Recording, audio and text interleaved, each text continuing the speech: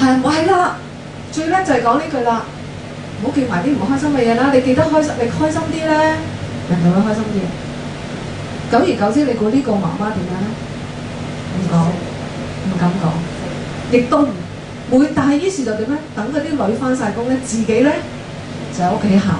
我原本想揾嗰條片俾大家睇咯，揾唔到啊！咁直至咧，佢有機會入翻醫院裏邊一啲嘅小組咧，佢願意講出嚟。喺小組裏邊講，大家有同行者，有人明白佢。於是慢慢咧，佢就釋懷。然之後咧，佢嘅轉化咧，就係去幫翻嗰啲咧，同樣有年青即係兒子過身嘅人。好多時都係咁噶。我下次咧，我哋有一條片咧，好好嘅，係不過係日本嘅，咁就係一個細路仔咧，個個人都講爸爸幾咁有成就，但係唯一一個細路仔咧，初初唔敢講。點解咧？因為爸爸過咗身。後尾喺老師嘅幫助底下，同埋同學接觸底下咧，佢夠膽講，但係講得嚟係好慘喎，因為將啲傷心事講翻出嚟，喊完之後，佢突然間記起，其實佢爸爸生前係好有成就嘅。咁於是咧，佢就攞佢爸爸啲成就出嚟，再同佢介紹。佢話咧，跟住咧，最後尾佢同啲同學分享咧，嗰個小朋友4年班。佢話咧：我依家咧雖然講我爸爸過身，我仍然好傷心，但係我自己都會記得爸爸生前嘅成就。你見唔見到佢嗰個轉化？即係由咧冇咗爸爸，好痛苦，但係依家記得咧，爸爸咧曾經對我一家人好，同埋咧爸爸嘅成就。咁可能咧佢再可以有一啲轉化。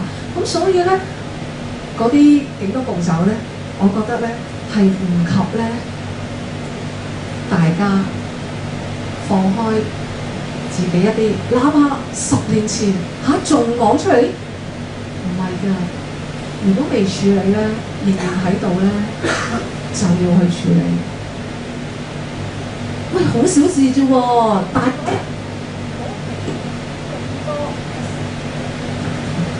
好小事啫喎，你唔見咗一個朋友或者一嚿擦膠，你都咁上心，你就揾啲明白你嘅人去講，因為好重要。你願意去講嘅時候，就係願意去同自己去進行治療。咁嗰個成長咧，我哋先會咧去見到。咁咧呢度以下落嚟，你見到嘅咧就係、其實咧你面對失去咧，無論係小至一啲嘅物件，大至一啲嘅親人咧，其實都一定會出現嘅。你唔見咗嚿擦膠？細個你都會喊，我剪咗俾人剪咗啲頭髮我都喊，所以咧喊啦，情緒低落啦。我俾人剪咗頭髮，我覺得我自己好肉酸，我咧唔敢去見我啲同學，咁可能咧我哋都唔想去見到人哋嚇，興趣減少啦，瞓唔到啦，喺感情上面覺得唔捨得啦，見到過往啲嘢咧，或者同當事人咧有一啲嘅聯繫，可能感情上面有一啲嘅觸動啦嚇，甚至咧更重要咧就係自己突然間好驚死亡。咁事實上係喎，喺我哋咧成長嘅過程裏邊咧，我哋咧其實同死亡嗰個接觸咧唔係咁接近嘅，直至有自己嘅親人過世咧，你就好接近，即係。唔容易喎！我咧最記得喺度岔開少少啦。其實我係唔贊成，大家可以諗諗。係因為我喺中大我都教唔同宗教嘅生與死嘅文化。咁咧喺猶太教啊、伊斯蘭教裏邊咧係唔贊成咧瞻仰遺容嘅。點解咧？佢話嗰一刻咧係嗰個你嘅親人平時最有光彩活力，但係喺嗰一刻咧。冇感情，係最無助、最弱小。咁咧，你咧就將呢一個煙味出就記咗喺呢度。咁我哋咧即係猶太教同埋伊斯蘭教咧係冇，即係如果溫錫嗰個人過身咧，就即刻用布咧由頭到尾包實，係唔俾人睇㗎啦。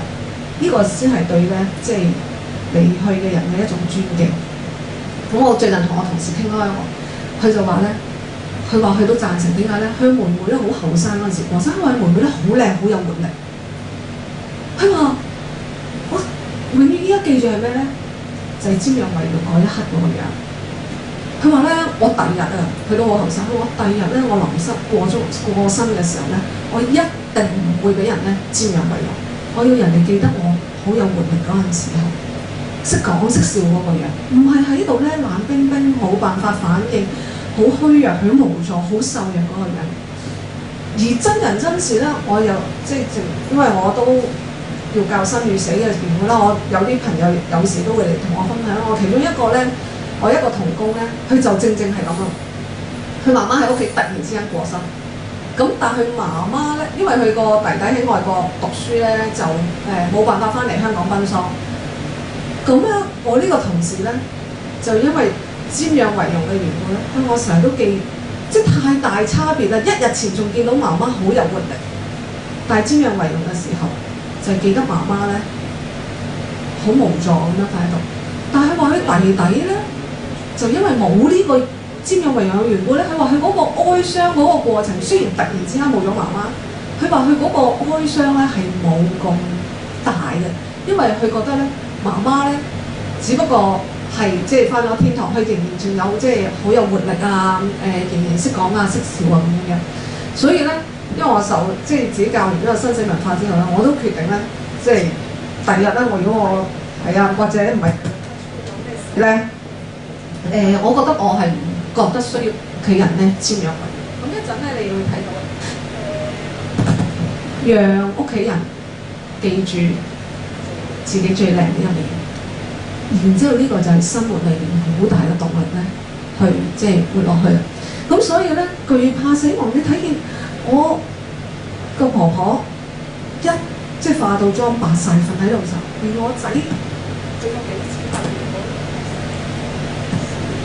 咧9歲咧，去過幾次殯儀館咧，佢都開始問點解婆婆、爺爺好似個木頭咁樣瞓喺度嘅？佢唔係以前唔係咁㗎。咁所以咧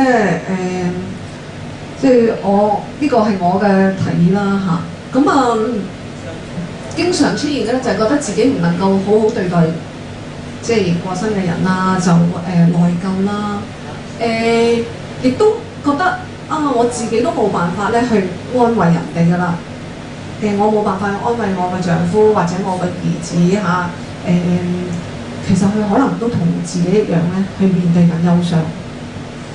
但係佢覺得我都咁傷心啦嚇，咁所以咧其實係應該即係整個家庭一齊去即係去面對咁。但係當有以下呢啲情況出現嘅時候咧。嗱，頭先我哋叫正常咧，就係、但係都要去處理啦。但係到呢度以下啲情況出現嘅時候咧，就唔好輕視啦，就要真係急急揾人去求助啦。